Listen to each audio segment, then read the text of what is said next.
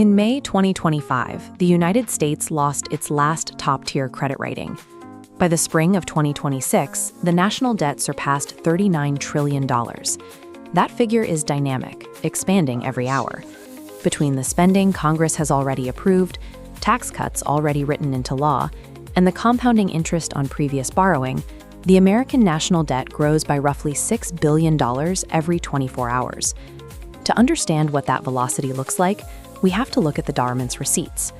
In 2025, the U.S. spent $874 billion on its defense budget. It spent $970 billion simply paying interest on past borrowing. We now pay more in interest than we do to field an Army, Navy, Air Force, and nuclear arsenal combined. The government is operating a fiscal machine that is out of its control. The people responsible for fixing this have repeatedly chosen not to, and the consequences have already arrived. For the first 2 centuries of American history, federal borrowing followed a predictable pattern. Debt rose rapidly during major emergencies, like the Civil War or the Great Depression, and then retreated steadily during peacetime booms. That pattern broke permanently in the late 20th century. Economist James Buchanan outlined exactly why through a framework called public choice theory. It treats politicians as rational, self-interested actors, responding to structural incentives. Spending money generates immediate, visible benefits for voters. Raising taxes generates immediate, visible pain. Borrowing money defers the pain to future taxpayers who cannot vote yet. This chart maps the cumulative trillions added to the national debt across recent administrations, showing a vertical acceleration that ignores party lines. Ronald Reagan tripled the debt. George W. Bush more than doubled it. Barack Obama added over $8 trillion. Donald Trump added another $8 trillion in a single term, and Joe Biden followed by adding roughly $7 trillion more. To justify this, both sides deploy reliable economic theories. Republicans argue that tax cuts will stimulate enough economic growth to pay for themselves, while Democrats argue that massive crisis stimulus is necessary to save the economy.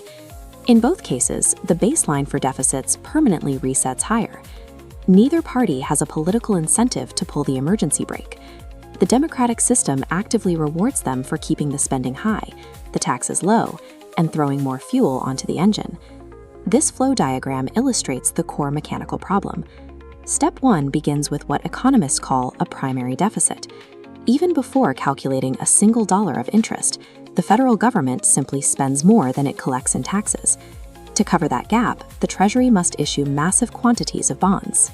To attract enough buyers to absorb all that new debt, it has to offer higher interest yields. Eventually, the older debt that was issued at rock-bottom rates comes due.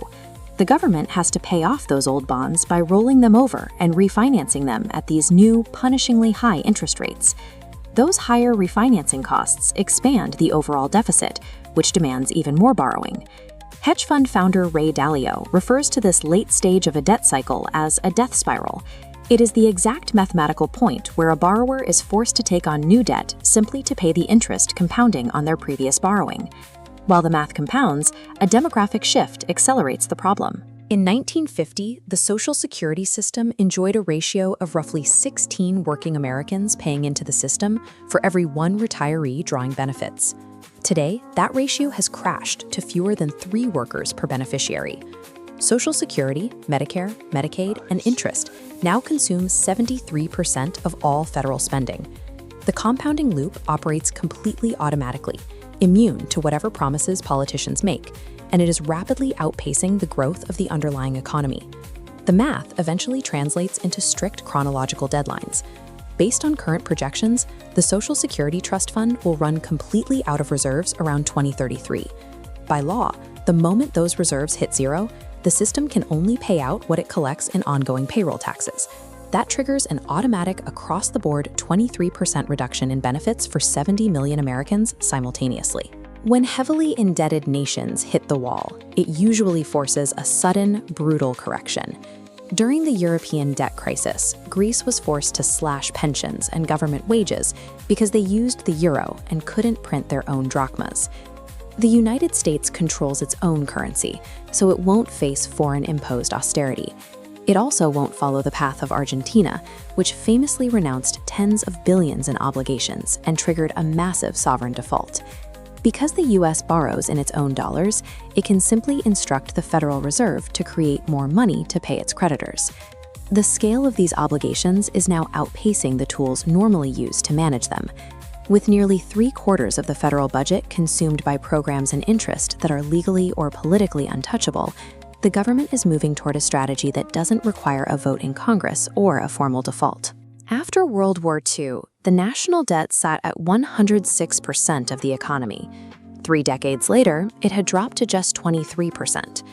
Politicians frequently point to this era as proof that strong economic growth alone can solve our massive debt burden. The data shows growth only accounted for a fraction of that reduction. The bulk of the heavy lifting was done through a policy called financial repression. The government capped interest rates on Treasury bonds below the actual rate of inflation. A citizen earning 2% on their savings, while prices rose by 6%, lost purchasing power every single year. The cost of the debt was quietly transferred to everyday savers, who subsidized the government's repayment in devalued dollars. Sustained inflation and currency debasement form the functioning exit strategy for America's sovereign debt. It allows the Treasury to honor every financial promise on paper while paying for them using money that buys less in the real world. You can see the initial stages of this pressure in the housing market today. To fund its deficits, the Treasury issues nearly $2 trillion in new bonds a year. Those bonds compete for the exact same pool of investment capital that funds home purchases. As Treasury yields push higher to attract buyers, 30-year mortgage rates rise right alongside them, pricing millions of young Americans out of homes. The resolution to the American debt crisis won't arrive as a sudden explosion or a dramatic societal collapse. It operates as an erosion. It is the steady, daily loss of purchasing power and financial security, transferring the cost of decades of political decisions directly into the checking accounts of the citizens living through